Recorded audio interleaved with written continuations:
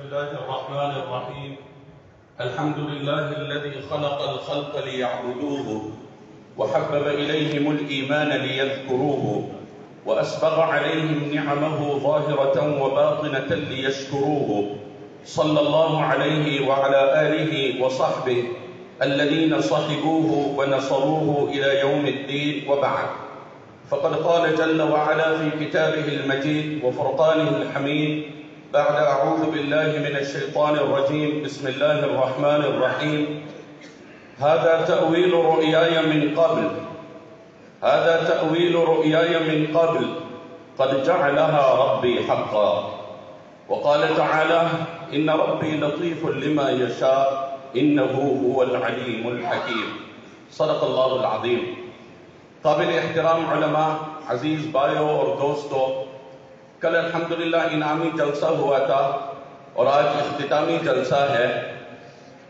کتابیں جھانکتی ہیں بند الماری کی شیشوں سے، کتابیں جھانکتی ہیں بند الماری کے شیشوں سے، بڑی حسرت سے تکتی ہے مہینوں اب ملاقاتیں نہیں ہوتی۔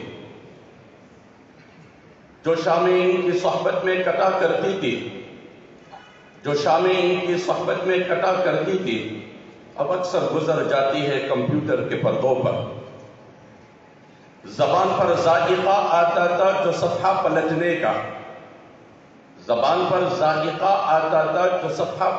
کا، اب انگلی کلک کرنے سے بس ایک جھپکی گزرتی ہے۔ پیاروں، میں طلبہ کو کہا کرتا تھا کہ پڑھنے کے دور کے مجموعی امتحانات مل کر بھی زندگی کے پہلے امتحان سے آسان ہے۔ یہ دنیا ہے ایک امتحان کی جگہ۔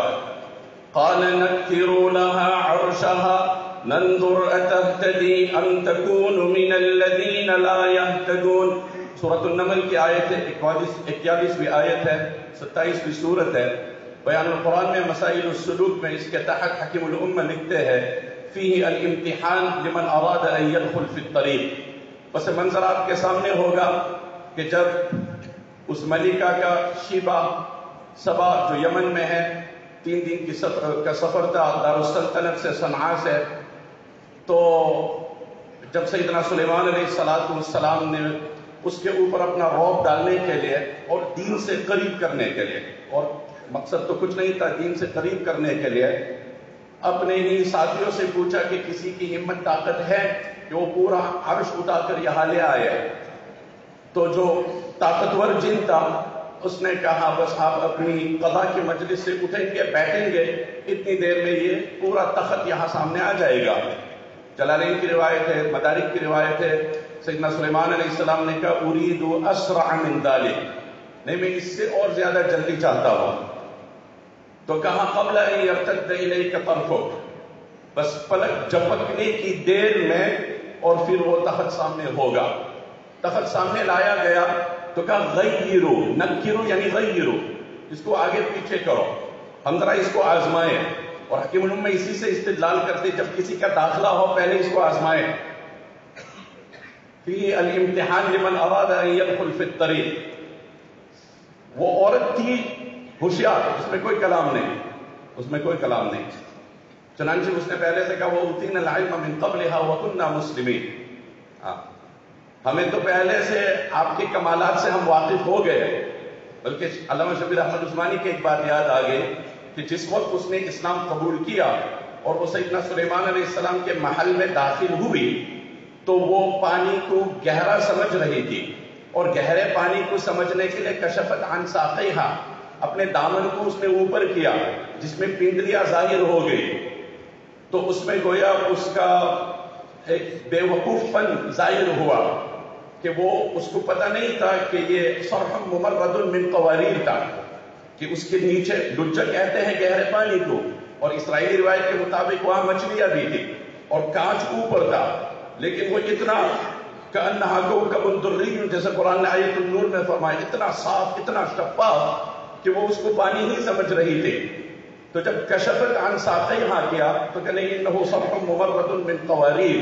علامہ شبیر احمد عثمانی وہاں حاشیے میں لکھتے ہیں، اس میں لطیف اشارہ تھا کہ جس کو تو پانی سمجھ رہی تھی اس کے اوپر ایک کانچ تھا، اسی طریقے سے سورج کو تو جیسے خدا سمجھ رہا ہے، اصل اس سورج کو روشنی دینے والا اصل خدا ہے۔ ہاں، الا ان العزت للہ جمیعا، سورہ یونس کی آیت ہے، وہاں پہ بھی حضرت لکھتے ہیں بیان القرآن میں کہ دیکھیے اللہ فرماتے ہیں کہ عزت اللہ کی ہے۔ آج آپ کے سر پر اور میرے سر پر، اور میں یہی موقع سمجھ کر اپنے استاد محترم حضرت مولانا مفتی اقبال صاحب کو تہہ دل سے شکریہ ادا کرتا ہوں کہ انہوں نے کرم کیا۔ قرآنی الفاظ میں کہوں، انہ ربی احسن مثوائی، انہ ربی احسن مثوائی، انہ استادی احسن مثوائی۔ میری عمر، میری حالت، حیثیت، مقام ہے تو کچھ نہیں، لیکن تھوڑا کچھ جو اللہ نے چلایا، ساری چیزوں کی رعایت کے ساتھ، ساری چیزوں کی رعایت کے ساتھ مجھے جس پیار اور محبت اور شفقت کے ساتھ پڑھایا، مرتے دم تک میں اس احسان کو نہیں بھول سکتا ہوں۔ تیرے پیار کا کیا حساب دوں، تیری محبت کا کیا جواب دوں؟ کوئی پھول ہوتا تو ضرور پیش کرتا، جو خود گلاب ہے اسے کیا گلاب دوں؟ العبد عبد وإن ترقى والرب رب وإن تنزل، العبد عبد وإن ترقى۔ پیاروں یہ بات ذہن میں رکھیے، اللہ آپ کو عروج پہ پہنچائے، اللہ نے مشرق و مغرب میں گھمایا، اللہ نے بڑی مجلسوں میں بٹھوایا اور بلوایا، اور میں ہمیشہ کہا کرتا ہوں اور اب بھی کہوں گا، یہ ماں باپ کی دعا کا صلہ ہے، ورنہ میرے پاس نہ ہے، نہ ہوگا، نہ کچھ تھا، لیکن جتنی پیار، محبت اور شفقت سے حضرت نے مجھے پڑھایا، علمی مناقشہ میں کتنا میرے ساتھ وسعت ظرف کے ساتھ کام کیا۔ ذہن کچھ اور مضامین کی طرف جا رہا ہے، میں بول لوں اس کو چونکہ ابھی کافی ہجوم ہے افکار کا، اور مضامین کی بھی ایک اللہ تعالیٰ کی طرف سے ورود ہے، جو بھی اللہ اپنی طرف سے مطلب القاء کرے، اللہ تعالیٰ میرے لیے بھی نافع بنائے، آپ کے لیے بھی نافع بنائے۔ یعنی دیکھیے داؤد علیہ السلام جب وہ دو آدمی آئے ان کے وہ مطلب محکمہ میں، اور ان سے اپنا مسئلہ حل کروانے کے لیے، اور کل رات کو ماشاءاللہ مرحوم مولانا عبد الحنان رحمہ اللہ کی من جملہ صفات بیان کی جا رہی تھی، جس میں سے ایک امتیازی صفت بیان کی گئی کہ اللہ تعالیٰ نے ان کو معاملے کو سلجھانے کا اور حل کرنے کا عجیب ملکہ دیا تھا۔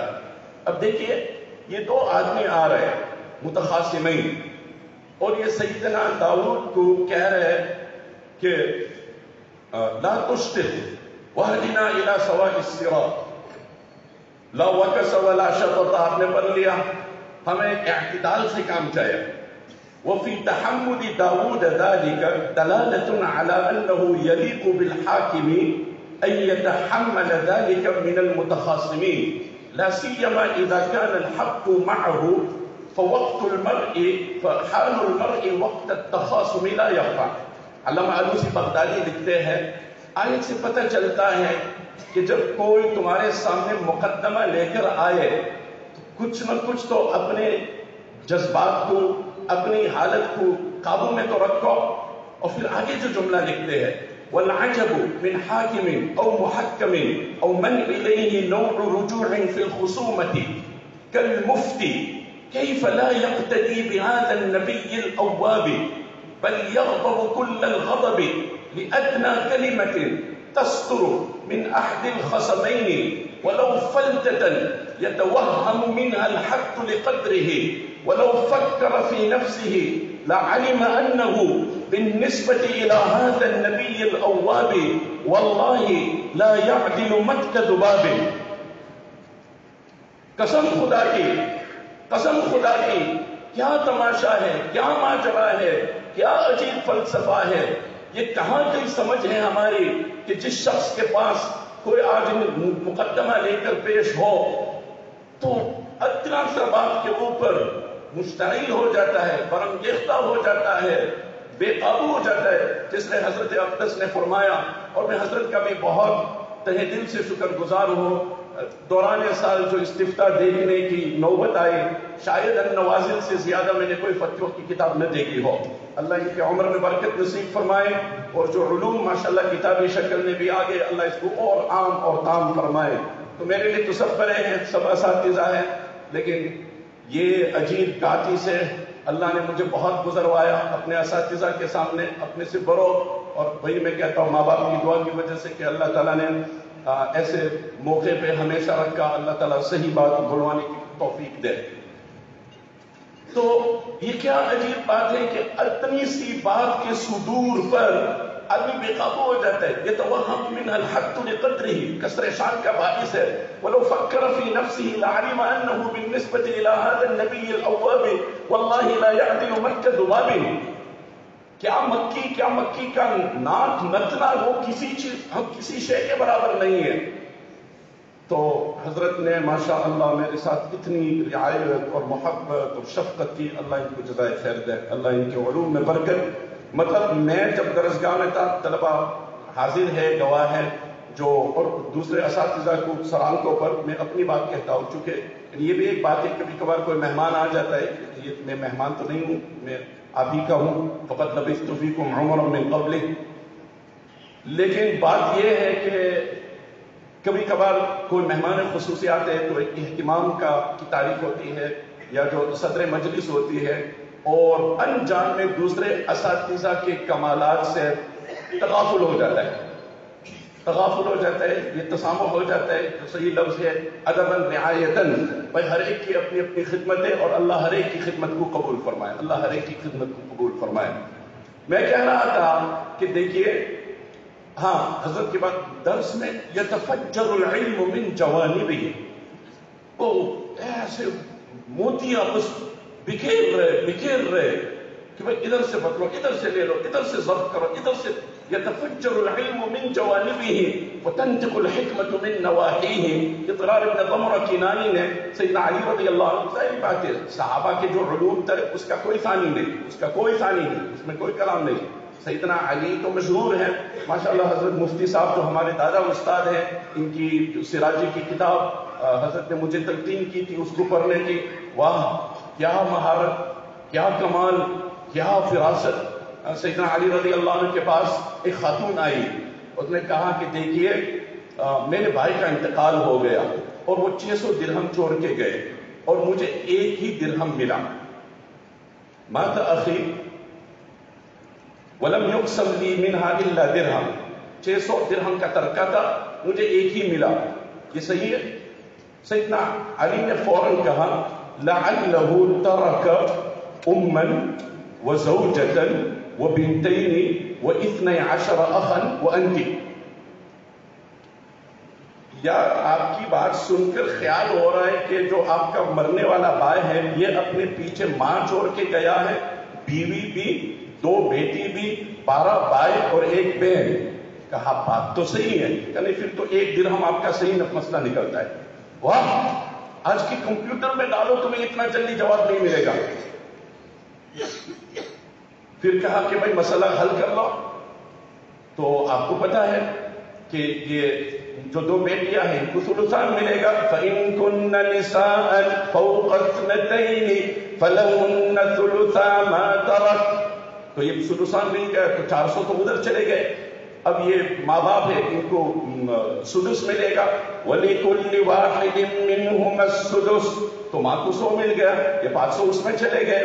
اب رہی بیوی تو ان کا حصہ 8واں ہے، وَلَهُنَّ الرُّبُعُ مِمَّا تَرَكْتُمْ إِن لَّمْ يَكُن لَّكُمْ وَلَدٌ فَإِن كَانَ لَكُمْ وَلَدٌ فَلَهُنَّ الثُّمُنُ۔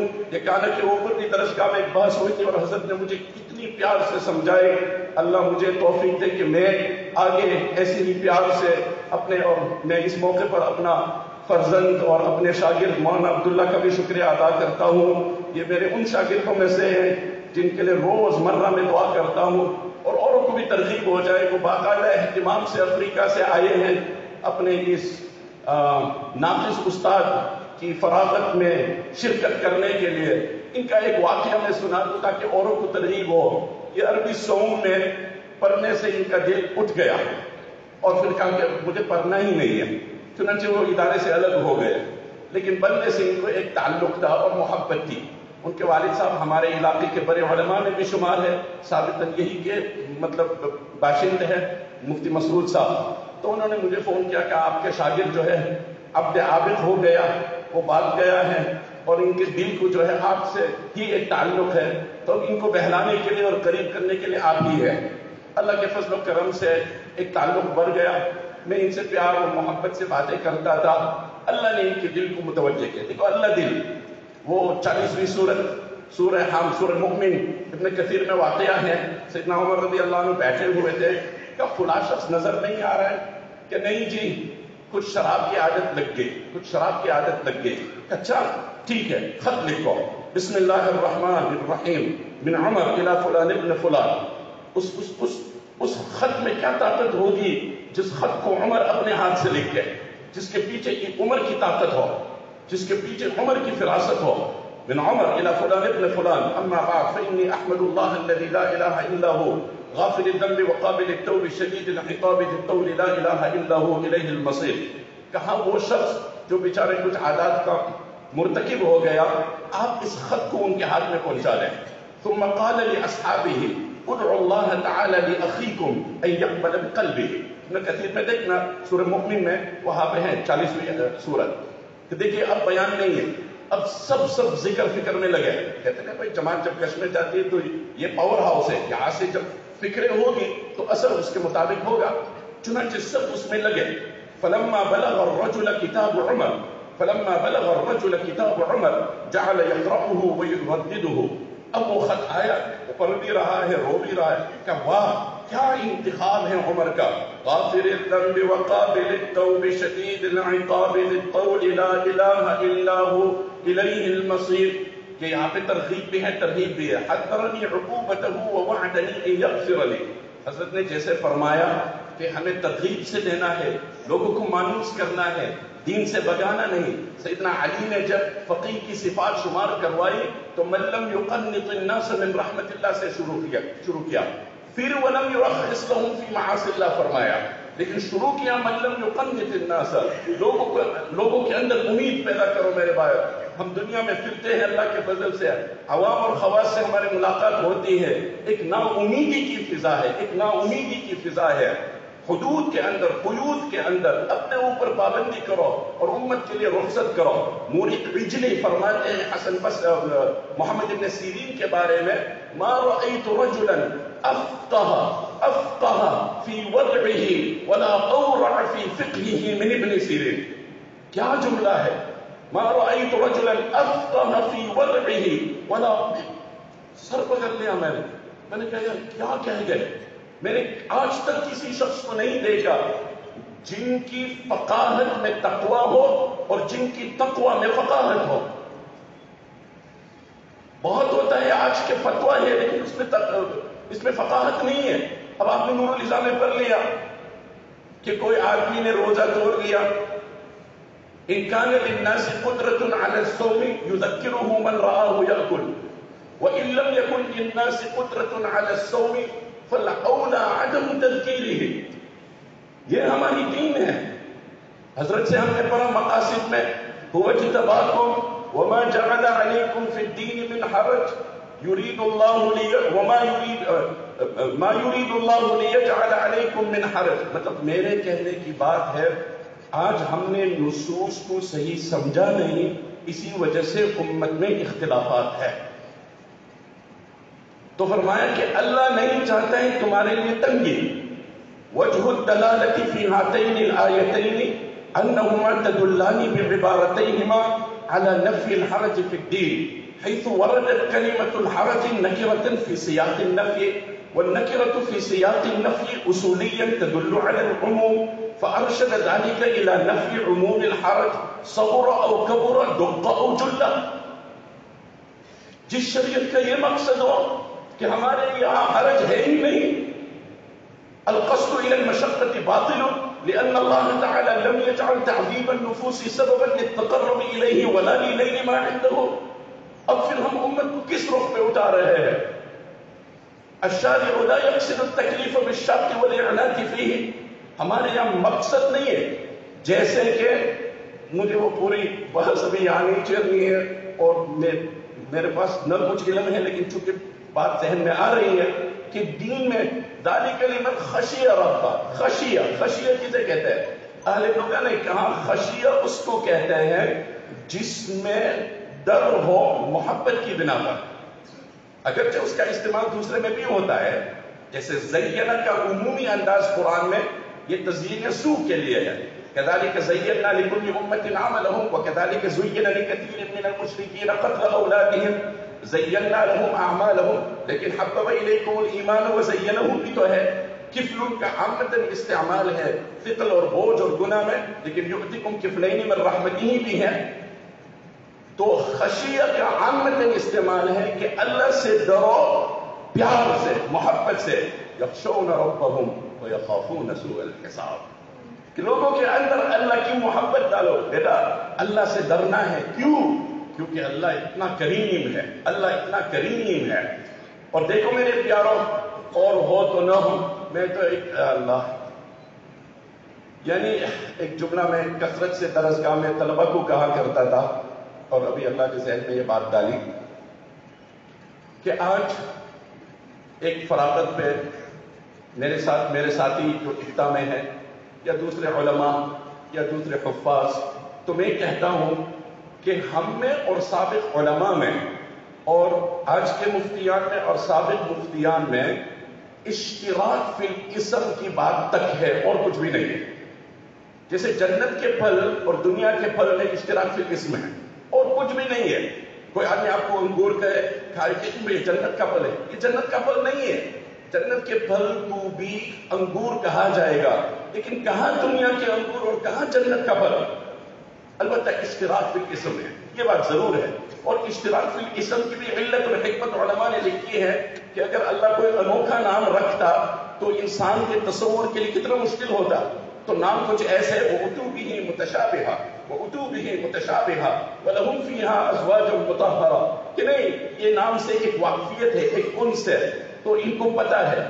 ہمارے اور سابق علماء سے میرے پیاروں صرف اشتراک فی الاسم ہے، ورنہ علوم تو وہ لوگ لے کے چلے گئے۔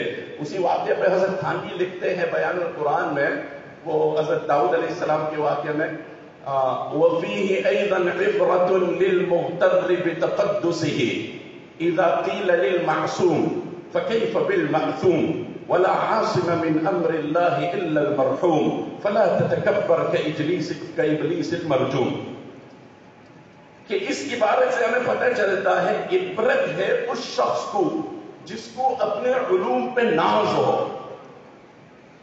المغتر بتقدسه اذا قیل للمعصوم، معصوم سے کہا جاتا ہے نبی کو کہ ولا تشطط واهدنا الى سواء الصراط، سنبھل کے بولنا، خیال رکھنا، رعایت کرنا، ہمیں حق چاہے۔ فكيف بالمعصوم، تو پھر گنہگار کا کیا بھلا، زید عمر بکر کا کیا حال؟ ولا عاصم من امر اللہ الا المرحوم، جو اللہ بچائے وہ بچے گا۔ فلا تتکبر کابلیس المرجوم، پھر تکبر مت کر جیسے شیطان نے تکبر کیا۔ تو نبی کو کہا جاتا ہے تو غیر نبی کو اپنے فیصلے پہ وثوق کرنا کہ مجھ میں زیبا نہیں، مجھ میں اختیار نہیں ہے غلطی کا یا لغزش کا، کب صحیح ہوگا؟ اللہ ہماری رہنمائی فرمائے، اللہ مجھے بھی صحیح تواضع دے، علم دے، فہم دے۔ خیر میں نے ایک بات کہی تھی، تھوڑا آگے بڑھنے کی کوشش کرتا ہوں کہ یہ دنیا جو ہے دارالامتحان ہے۔ میں نے کہا آپ ایک امتحان سے نکلے نا، وہ نہیں ہوتے آدمی وہ آخری امتحان لکھ کر جب نکلتا ہے تو کہتے پرچے پورے ہو گئے، تو وہ تو آپ کو صبح سے معلوم تھا، شادی ہو جاتی ہے برو یو میریڈ، تو وہ تو پہلے سے آپ کو پتا تھا کہ تاریخ تھی، لیکن جب اس کا ظہور ہوتا ہے اور اس کی تکمیل ہوتی ہے تو خوشی اور ہوتی ہے۔ اہل جنت جب جنت میں داخل ہوں گے، اللہ ہم کو ان میں سے بنا دے۔ افما نحن بمیتین افما نحن بمیتین الا موتتنا الاولى وما نحن بمعذبین، ارے کیا مریں گے؟ نہیں یہ تو ہوا سو ہوا، اب موت نہیں، حالانکہ پہلے سے جانتے تھے، لیکن اس میں ایک تجدد ہے، اس میں ایک تجدید ہے۔ تو میں کہہ رہا ہوں ایک زندگی ہے امتحان کی میرے پیاروں، زندگی ہے امتحان کی، اور آدمی کی ذہنی سوچ صحیح ہو جائے ایک امتحان لے کر ہم آئے ہیں اور اسی میں رہنا ہے. وقتاً وقتاً بیچ بیچ میں خوشی آتی ہے، لیکن جو ہے اصل وہ جب تک آخرت میں قدم نہ ہو، آخرت میں دخول کی جو پہلا صلہ ہے، دنیا و ما فیہا، اس کو کسی کو نہیں نواز سکتا ہے. وہ کیا ہے؟ الحمدللہ الذی اذهب عنا الحزن ان ربنا لغفور شکور. کون سی صورت دنیا میں آدمی کو حزن سے بچا سکتا ہے؟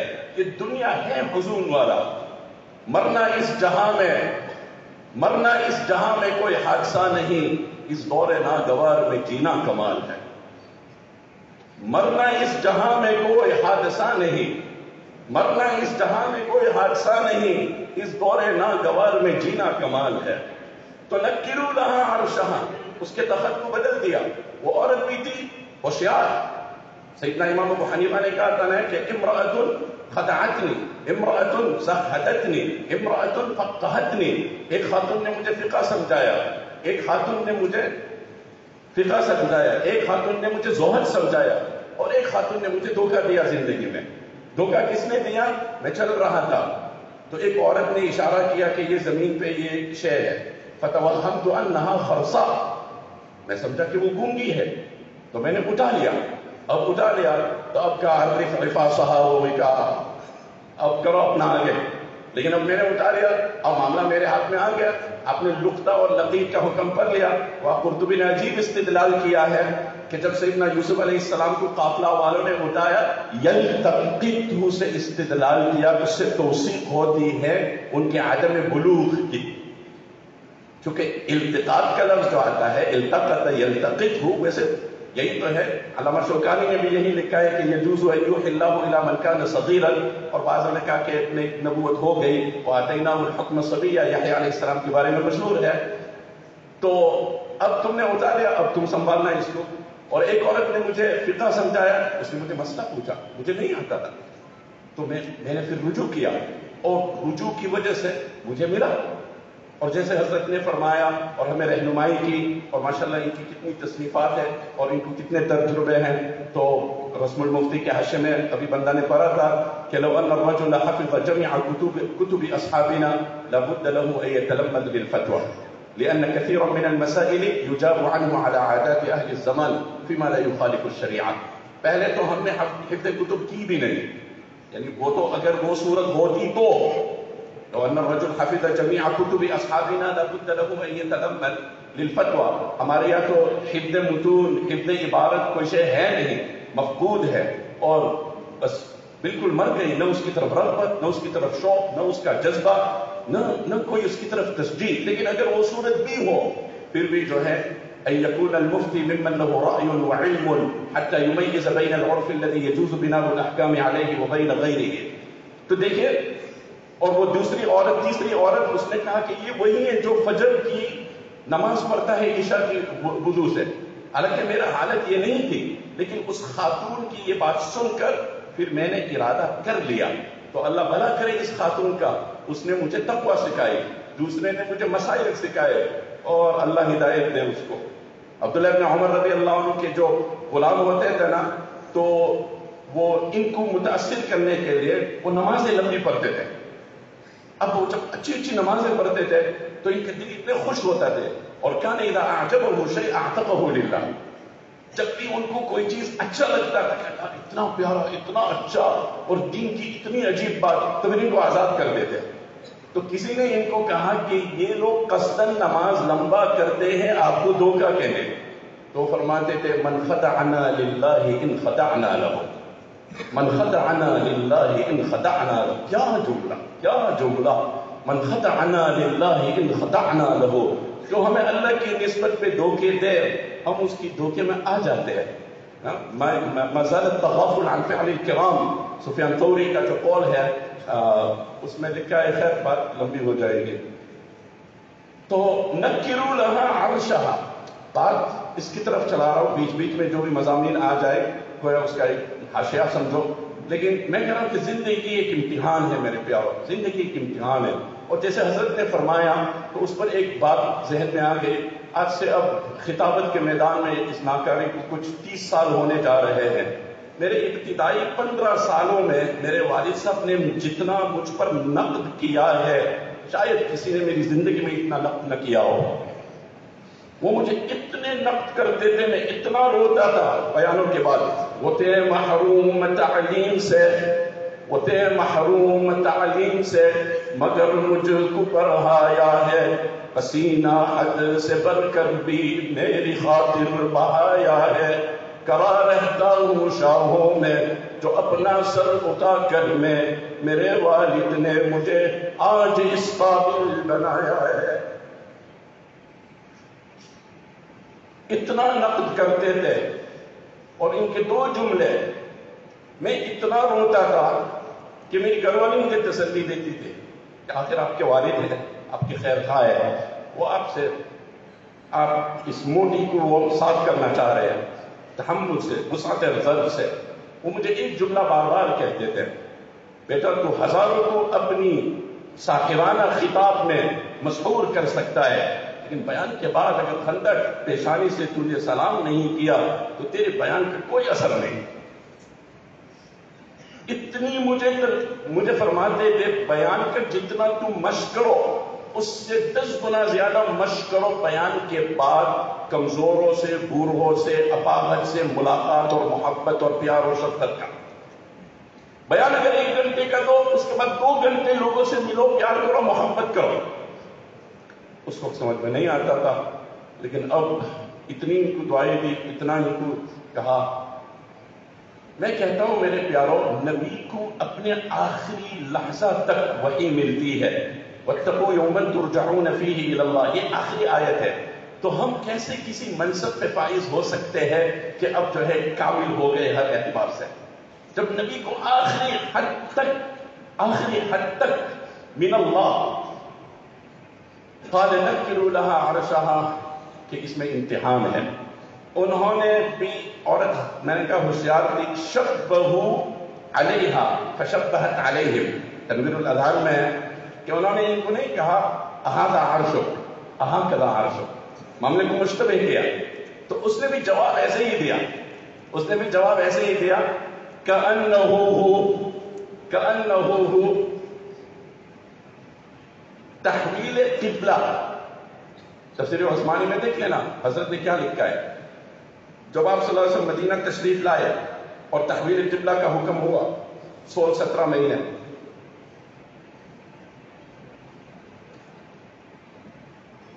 تو یہ شاخ گزرا، یہ بحری گزرا، اور امتحان تو نام ہی اس کا.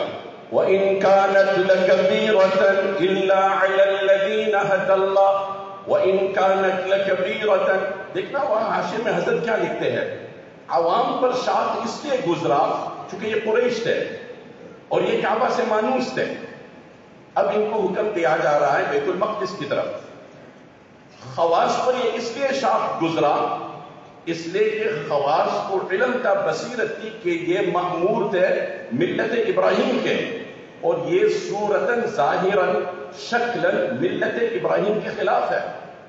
اور اخص الخواص کے اوپر یہ کیوں شاخ گزرا؟ چونکہ اخص الخواص سمجھتے تھے کہ پہلے ہم مأمور تھے کعبہ کے، اس کے بعد ہم مأمور ہیں بیت المقدس کے، تو یہ تو ترقی معکوس ہوا. وَإِن كَانَتْ لَكَبِيرَةً إِلَّا عَلَى الَّذِينَ. مطلب میں امتحان کی نوعیت بتلا رہا ہوں. عوام اس لیے پریشان تھے کہ ہم تو کعبہ کے مانوس تھے، خواص اس لیے کہ دین تو ملت ابراہیم کا نام ہے. بلکہ ثم اوحینا الیک ان اتبع، علامہ زمخشری نے وہاں عجیب بات لکھی ہے، وہاں دیکھ لینا. فرمائے ابراہیم علیہ السلام کے تمام مناطق ایک طرف، اور یہ آیت میں جس میں افضل کو حکم دیا مفضول کی اتباع کرنے کا، یہ ابراہیم علیہ السلام کے تمام مناقب پہ حاوی. ثم اوحینا الیک ان اتبع ملت ابراہیم حنیفا. تو ہم تو مامور ہیں ملت ابراہیم کے، اور یہ تو ملت ابراہیم کے خلاف صورتاً شکلاً ظاہراً. اور اخص الخواص جو ذوق سلیم رکھتے تھے ان کو اس بات کی پریشانی تھی کہ بھئی پہلے حکم تھا کعبہ کا، اب کعبہ سے بیت المقدس کا، تو یہ تو ترقی معکوس تھا.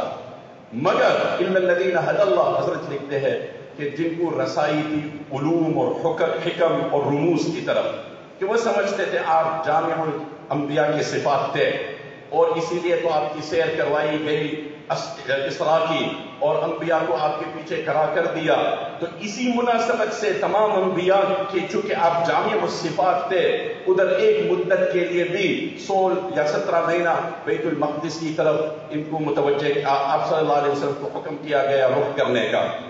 قبر میں جب اتارا جائیں گے میرے بھائی، اللہ میرے لیے بھی آسان فرمائے، اللہ آپ کے لیے بھی آسان فرمائے، ما تقول فی ھذا الرجل، علامہ بدر الدین عینی نے عجیب سوال اٹھایا وہاں پہ، یعنی آپ دیکھیں ان لوگوں کے سوال کیا ہوتے ہیں، ان کے علوم کس درجے کا تھا، سطحیت ہماری کیسی ہو گئی کہ بس اللہ ہی خیر کرے، اللہ ہی خیر کرے، ہماری سطحیت کس درجے کی ہے۔ حضرت نے درس میں فرمایا تھا کہ گہرائی بھی مطلوب ہو، وسعت بھی مطلوب ہو، گہرائی ہی گہرائی ہو، وسعت نہ ہو تو پریشانی، وسعت ہو گہرائی نہ ہو تو بھی پریشانی۔ تو علامہ بدر الدین عینی لکھتے ہیں کہ اگر کوئی کہے ما تقول فی ھذا الرجل، آپ سے سوال کیا جائے گا قبر میں کہ آپ کا کیا خیال ہے اس کے بارے میں، فإن قلت هذه عبارة خشنة ليس فيها توقير ولا تعظيم، کہ بھئی یہ کیسی بات ہے، آقا صلی اللہ علیہ وسلم کے بارے میں بات ہو رہی ہے جن کا مقام ہم سب جانتے ہیں۔ ارے مشکات جلد اول میرے بھائی تھے، آپ نے پڑھ لی، بلکہ بخاری میں بھی حدیث ہے ای البقاء خیر، تو آپ صلی اللہ علیہ وسلم نے کہا نہیں مجھے نہیں پتا ہے، حتی یجیء جبریل، جبریل آئیں گے میں پوچھوں گا، جبریل آئے تو جبریل سے پوچھا تو جبریل نے کہا من مسئول عنہا بعالم من السائل، میں نہیں جانتا ہوں، میں اللہ تعالیٰ سے پوچھوں گا۔ چنانچہ جبریل علیہ السلام نے اللہ تعالیٰ سے پوچھا۔ اب روایتوں میں کیا آتا ہے، دنوت من اللہ دنوا ما دنوت منہ قط، اللہ نے مجھے اتنا قرب دیا کہ اس سے قبل مجھے اتنا قرب ملا نہیں۔ اور جیسے علامہ نصفی بار بار لکھتے ہیں ان الذین عند ربک منزلۃ لا منزلہ، منزلۃ لا منزلہ، اس سے بڑے مسائل حل ہو جاتے ہیں۔ تو دنوت من اللہ دنوا، اللہ نے مجھے اتنا قرب سے مقام کے اعتبار سے نوازا، کان بینی و بینہ 70,000 حجاب من نور، اور آپ کو پتہ ہے کہ یہ تکفیر کے لیے تحدید کے لیے نہیں ہے۔ تو عجیب بات لکھے ہوا حاشیہ میں دیکھ لینا مشکات پہ، غالباً حاشیہ نمبر 6 ہے جو نسخہ کی بات ذہن میں آتی ہے، وَلَعَلَّ زِيَادَةَ تَقَرُّبِهِ فِي هَذِهِ الْمَرَّةِ لِتَعْظِيمِ النَّبِيِّ صلی اللہ علیہ وسلم وقد يزيد المحب في احترام رسول الحبیب لأجل الحبیب، کہ جبریل کا بھی مقام بڑھ گیا چونکہ جبریل کی حیثیت بڑھ گئی۔ پیارو آپ اس مدرسے سے نکل رہے، آپ کی حیثیت بدل گئی، آپ اس ادارے کے نمائندہ بن رہے ہو۔ مفتی شفیع صاحب نے عجیب بات لکھی ہے کہ دیکھو جب مریم رضی اللہ عنہا یا علیہ السلام، قل الحمدللہ وسلام علی عبادہ الذین اصطفیٰ، الذین اصطفیٰ میں ابن عباس کی تفسیر صحابہ ہے تو اس میں عموم آ گئی کہ غیر نبی کے اوپر بھی مرسلین کا لفظ بول سکتے ہیں۔ تو جب مریم رضی اللہ عنہا یا علیہ السلام عیسیٰ علیہ السلام کو لے کر آئے تو لوگوں نے کہا ما کان ابوک امرأ سوء وما کانت امک بغیہ، ان کی بات تھی غلط، لیکن مفتی شفیع صاحب نے ایک استدلال کیا، اس سے معلوم ہوتا ہے جب ایک شخص اچھے گھرانے سے اس کی نسبت ہو تو سماج کا بھی توقع ہے کہ اس سے اخلاق کی پاکیزگی۔ ان کا ہدف غلط تھا، وہ تو 100% تہمت لگائے ہوئے تھے، کسی کی تو نفیس اتنا عیسیٰ علیہ السلام نے ابن عبداللہ سے کہا، لیکن اس سے کیا استدلال کیا، کیونکہ مفتی شفیع صاحب نے وہاں عجیب ایک اور استدلال کیا کہ جب اللہ نے انتظام کیا کھانے کا تو اللہ نے پہلے انتظام کیا پانی کا، پھر انتظام کیا کھانے کا۔ قد جعل ربک تحتک سریہ وہزی الیک بجذع النخلہ تساقط علیک، لیکن جب ترتیب آئی تو کلی مقدم ہے اور وشربی مؤخر ہے۔ کیا انسان کی فطرت ہوتا ہے جب بیٹھتا ہے تو پانی پہلے پوچھتا ہے، مانگتا ہے، اگرچہ پیتا ہے بعد میں۔ ارے بھائی پانی دے دو، پانی دے دو، میں کھانا چاہتا ہوں، بھائی تو پانی تو لا، میں شروع کروں گا، تجھے کیا ٹینشن ہے۔ کیا کمال ہے قرآن کی، کوئی داہنے ہاتھ سے لکھنا، نہ داہنا ہاتھ درست ہے نہ بایاں ہاتھ، صحیح آدمی لکھے، اور جس کو اللہ کتابت دے اس میں بخل نہ کرے۔ وَلَا يَأْبَ كَاتِبٌ أَن يَكْتُبَ كَمَا عَلَّمَهُ اللَّهُ فَلْيَكْتُبْ۔ مفتی شفیع صاحب نے اس سے 20 سے زیادہ مسائل استدلال کیا۔ میں کہہ رہا ہوں میرے پیارو، نہ علم کی بو مجھے لگی ہے نہ آپ کو لگی ہے، نہ علم کی بو مجھے لگی ہے نہ آپ کو لگی ہے. لیکن علامہ نصفی نے زبردست استدلال کیا کہ آپ لکھتے تو نہیں تھے، اور اگر آپ لکھتے اپنے داہنے ہاتھ سے، میں لطیف اشارہ ہو گیا کہ داہنے ہاتھ سے لکھنا یہ عامةً زیادہ صحیح ہے. لرتاب المبطلون، ویسے داہنے ہاتھ سے بھی لکھ سکتے ہیں، بائیں ہاتھ سے بھی لکھ سکتے ہیں. خیر، تو جب آدمی قبر میں اتارا جاتا ہے، میں اپنے مضمون کو سمجھنے کی کوشش کرتا ہوں. یہ ختم ہو گیا.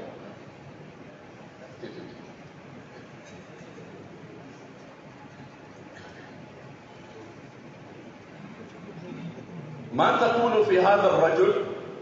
تو کہا هذه عبارة خشنة ليس فيها تعظيم ولا توقير، کہ آپ کا کیا خیال ہے اس بارے میں؟ حافظ ابن حجر کا ایک رسالہ ہے، بندہ نے پڑھا، الجواب الکافی عن السؤال الخافی، بہت بہترین ہے.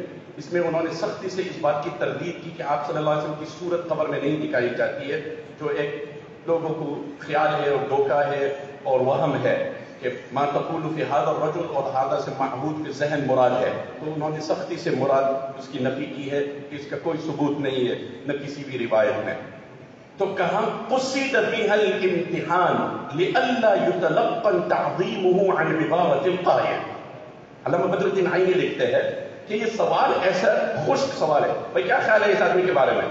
اب اگر قبر میں ہوتا آپ کا کیا خیال ہے دو جہاں کے سردار کے بارے میں جس پہ قرآن نزول ہوا، جو خیر البشر اور خیر الورا ہے، تو پھر اس میں سوال کس نام کا؟ کہنے کی بات ہے یہ دنیا امتحان ہے میرے پیارے. ہم کیوں آئے؟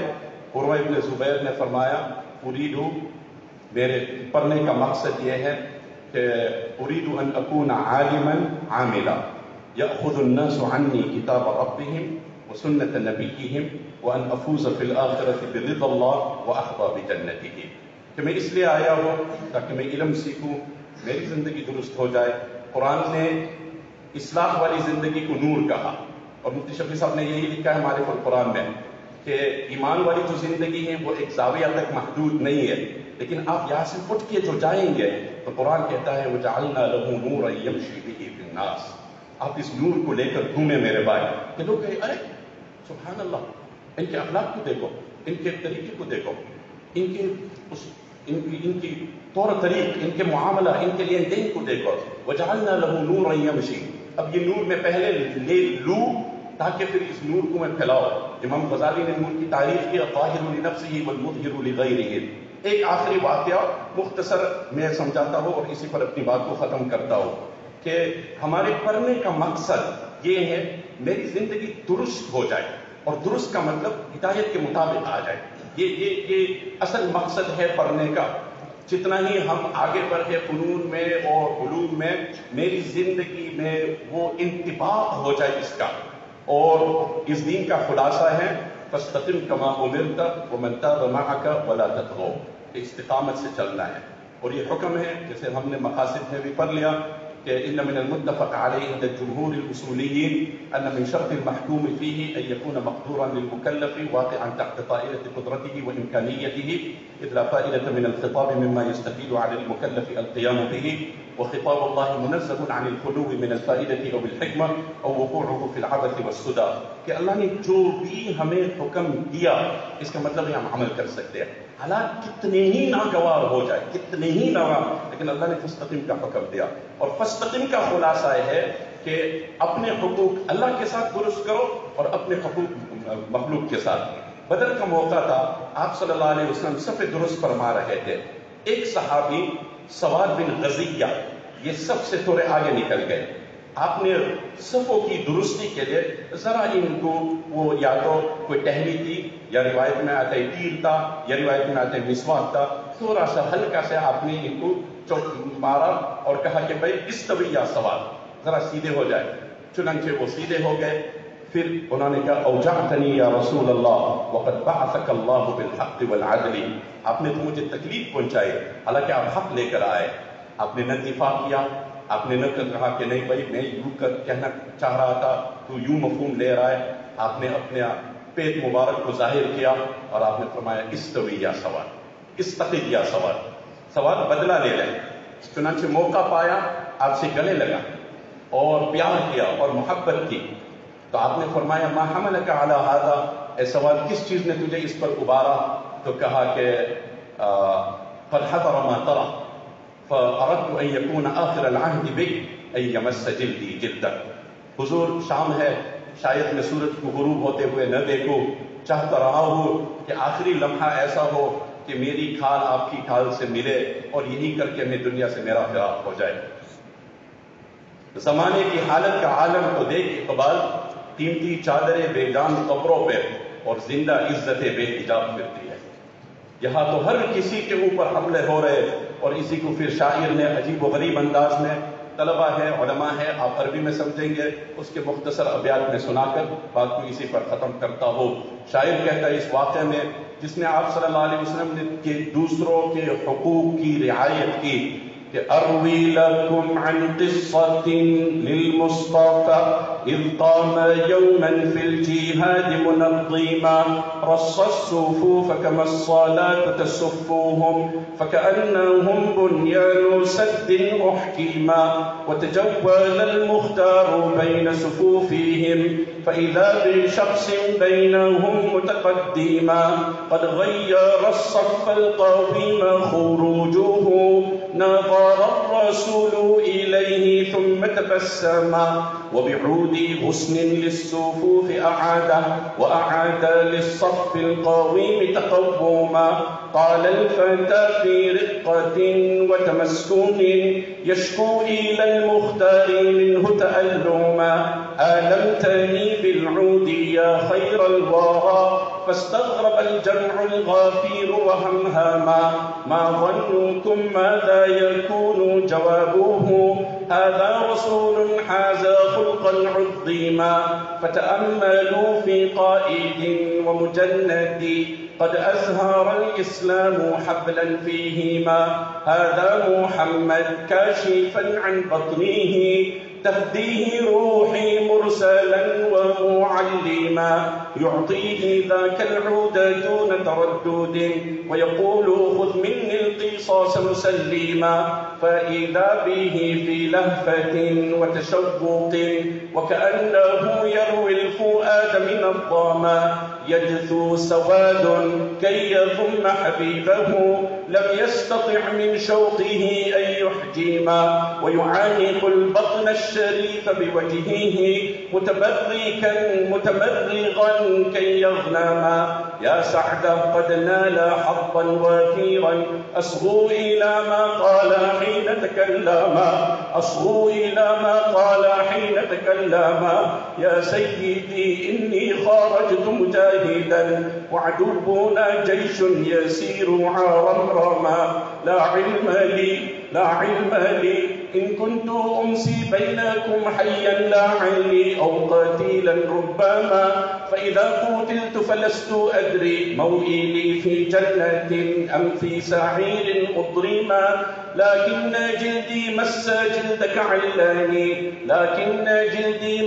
جلدك علاني أمضي وجلدي عن جهنم حرما صلى عليك الله يا خير الورى قد صار حبك في شرايين الدماء।